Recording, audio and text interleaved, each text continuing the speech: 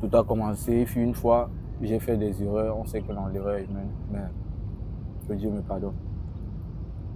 J'ai fait une erreur et je me suis retrouvé en fait en prison.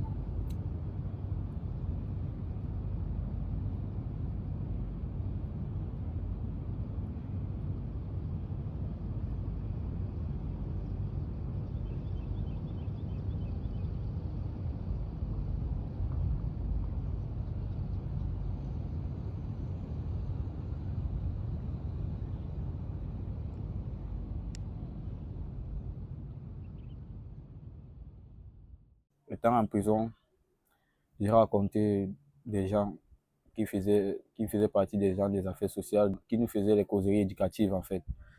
On disait que c'était juste les enfants, dont en fait les mineurs qui pouvaient participer. Moi aussi, j'ai eu à participer en fait. En participant donc, j'ai eu à rencontrer M. Jean, M. Edouard, M. Aoué. Donc, en fait, les causeries, vraiment, ça me plaisait beaucoup. Quand je m'asseyais avec eux, j'écoutais les causeries, c'est un peu comme si j'étais Dieu en fait. Mon travail consiste à organiser les activités en partenariat avec le personnel d'encadrement de l'administration pénitentiaire. Donc, pour cela, nous organisons ensemble des activités de football, par exemple. Nous avons également des activités d'alphabétisation que nous faisons à l'intérieur. Nous avons des activités de causerie éducative, non seulement pour la promotion des droits des détenus, parce qu'ils sont appelés un jour à ne plus commettre les mêmes erreurs, n'est-ce pas, dès qu'ils sortiront de prison pour éviter la récidive. Et nous abordons également certains thèmes très importants tels que les thèmes du travail, les thèmes de la formation socio-professionnelle, pour qu'ils puissent faire quelque chose. Le service de l'action sociale auprès de la prison centrale de Garoua travaille en étroite collaboration avec le COE et nous faisons beaucoup des activités de sensibilisation, d'accompagnement des enfants, d'encadrement des enfants. On peut aussi faire des activités de retrouvailles entre nous, des intervenants sociaux. On essaie de voir qu'est-ce qui a marché, qu'est-ce qui n'a pas marché dans la semaine. Ainsi, nous accompagnons donc son mineur dans ce sens-là. Ce travail vise simplement à les préparer, n'est-ce pas, à leur sortie de prison, de telle sorte que quand ils vont se retrouver dans la société, il faudrait qu'ils trouvent déjà sur place un milieu qu'ils pourront embrasser après avoir reçu certains enseignements de l'intérieur pour l'extérieur. Comme j'étais mineur, on m'a amené dans la cellule des mineurs. Et c'est comme ça que les encadreurs de ça, les Diablama partaient souvent. Quand ils viennent, on reste, on cause, jusqu'à le jour qu'on m'a libéré. Très souvent, les détenus ne connaissent pas leur situation pénale.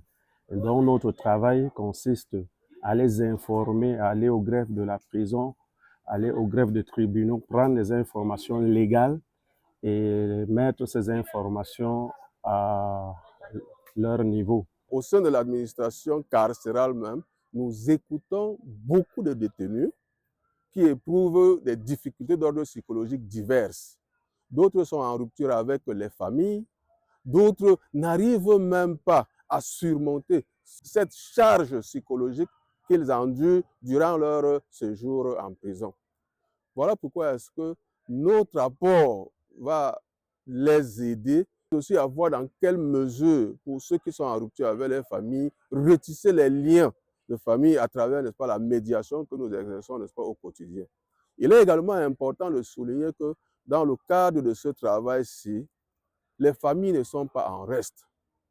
De temps en temps, nous entrons en contact téléphonique avec la plupart des familles qui sont, n'est-ce pas, sollicitées par leurs enfants ou leurs frères, etc., afin de les amener, n'est-ce pas, à répondre à leurs multiples besoins.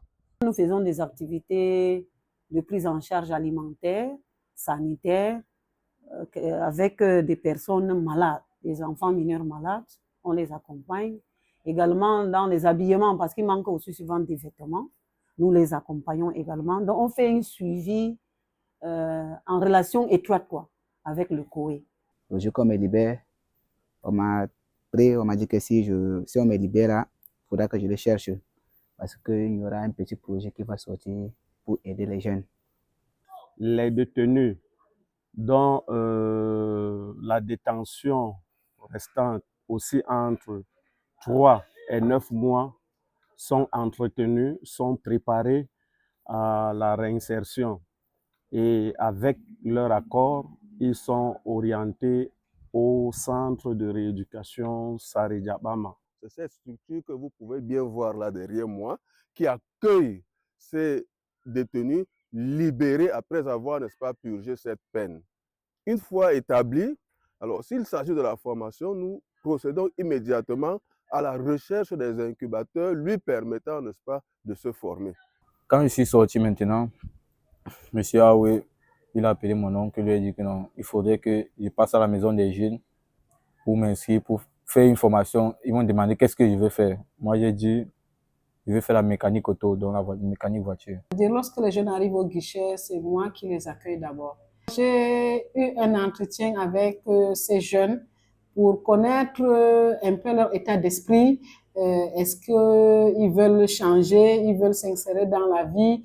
Et à partir de cela, comme le projet offre une opportunité de formation, comme une seconde chance aux vulnérables et pourquoi pas aux ex-détenus, c'est donc dans le même sens que Dylan et Daniel ont fait part de leur ambition d'apprendre soit la menuiserie, soit la mécanique auto. À cet effet, nous les avons donc amenés à la CNPJ, c'est un centre multifonctionnel pour les jeunes. Et ce centre fonctionne en principe comme l'école. Voici là où je fais ma formation, c'est ici, le centre de CMPJR. C'est ici que je fais ma formation menuiserie.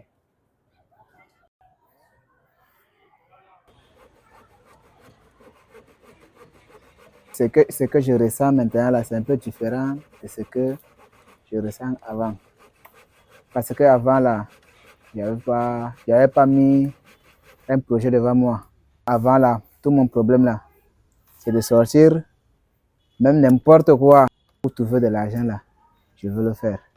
Donc je n'avais jamais mis dans mon cœur que je veux aller chercher, je veux aller faire peut-être une petite formation ou apprendre un métier pour que après demain, je travaille pour gagner de l'argent.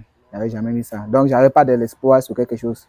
Mais avec ce projet, mais je ressens comme si j'ai un peu d'avenir devant. Fuɗɗawol deman indam Dembajo Evelyn. Mi yecci Allah be bawde Allah ko Allah waɗi fuu ngam am ɗum boɗɗum e voɗay fuu ngam o yaari am suudu Fusina. E nden bo mi yaha ton ɗo mi tawi kuje feere je mi ɗon no waɗa yaasi bo hakkilam sanji ɗum. Donc ide man bo wuti ha hoore am. Nden mi yecci Allah jonga o yaha o sanjini am hakkilo ha ton. E mi yettimo bo o wutinam bo nder salaman. E nden bo be bawde Allah mi fotti be derɗiko am Madame Yawdum Adamu. Nden o hoosi am bana derɗiko maako o waddi am ha atelier maako. To banni mi yettimo jurbo o walli am. E nden bo mi yettimon onon bo nde on numigal am ha on wallami le projet ça vaut la peine. E mi yettimon soko jungam mon bo to Allah hokki am bo min bo to mi mawni nder man. E nden bo mi walla derɗiraaɓe jam je tampi bo ha kamɓe fuu ɓe mawnita janngo bana mi yetti jam bo kamon mi yettimon soko jur e kon waɗi ngam am. Vraiment les suivre, à continuer la couture jusqu'à bout et pouvoir être indépendant. Elles me font savoir que c'est leur rêve.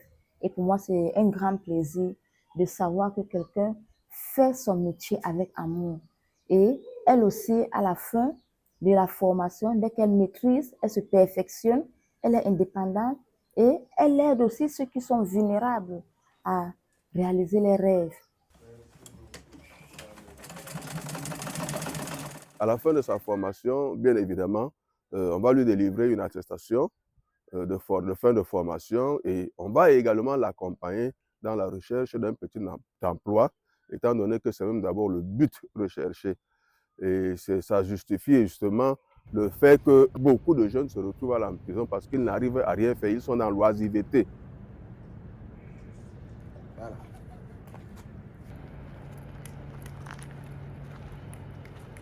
Pour la réinsertion des ex-détenus qui sont ici au centre, j'ai pour rôle de continuer, de poursuivre le travail que j'ai commencé au niveau de la prison.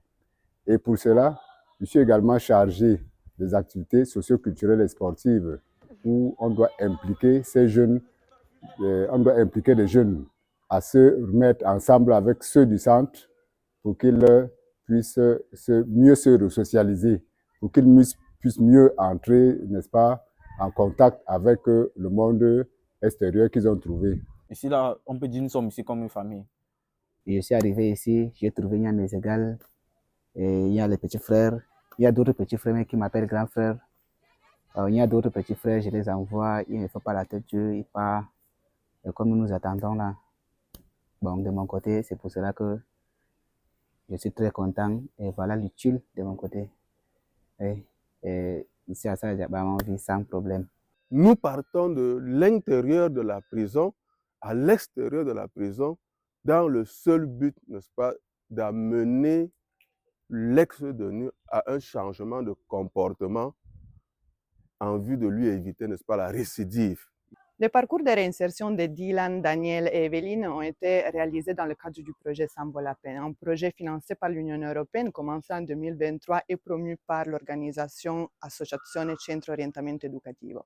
Le projet a été mis en œuvre par un consortium de 5 autres organisations de la société civile et vise à améliorer les conditions des centres de détention, à promouvoir le droit à un procès équitable et l'application de mesures alternatives à la détention et justement accompagner les mineurs et les jeunes dans un parcours de réinsertion professionnelle et sociale. Le partenariat a jugé nécessaire de travailler dans le volet réinsertion. C'est à travers la découverte des alternatives et l'exploration de différentes opportunités qu'on peut véritablement penser de pouvoir impacter sur le phénomène de la récidive. À travers une approche holistique et le soutien d'une équipe pluridisciplinaire, on a eu l'opportunité de travailler avec les jeunes pour l'élaboration d'un parcours individuel de réinsertion dont ils sont les vrais initiateurs et les vrais protagonistes. En fait, on peut dire qu'ils m'ont donné l'espoir de devenir quelqu'un. Donc, ils m'ont donné que même si c'est comment, ce n'est pas parce que non, je suis allé en prison que je ne vais pas devenir quelqu'un. Donc, c'est un peu ça. Mais c'est seulement dans mes pensées là, dans mes mémoires là, de ce que je pense là, je veux seulement me rattraper. D'ici peut-être de 6 mois, 1 an ou 2 ans, je ne sais pas, mais je veux me rattraper seulement un jour. Et Dieu va m'aider.